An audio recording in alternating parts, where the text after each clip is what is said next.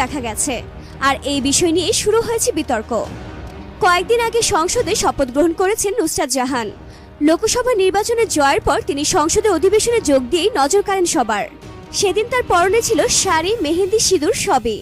এই বিষয়ে নুসরাত জাহান একটি সাক্ষাৎকারে বলেছেন, আমার মাথায় সিঁদুর দেখে অনেকেই প্রশ্ন করেছেন আমি কি হিন্দুকে বিয়ে করে হিন্দু হয়ে গেলাম। আমার তো মনে হয় কোন ধর্ম অনুসরণ করব সেই সিদ্ধান্ত নেওয়ার অধিকার সকলের রয়েছে। আমি জন্মসূত্রে মুসলমান, ইসলাম ধর্ম অনুসরণ করছি, কিন্তু সব ধর্ম এবং তার নিয়মের প্রতি শ্রদ্ধা রয়েছে আমার। আমি এবং আমার স্বামী যে যার ধর্ম পালন করছি। আমার তো মনে হয় এটাই স্বাভাবিক। সমালোচনার প্রসঙ্গে নুসরাত বলেন, আমি যে কতবার ট্রোলড হয়েছি তার কোনো হিসাব নেই। আমার তো মনে হয় ট্রোলিং ভালোবাসারই ভিন্ন প্রকাশ। আসলে মানুষ এসব করেন দৃষ্টি আকর্ষণ করার জন্য। মনোযোগ না পেলে ট্রোলিং শুরু করেন।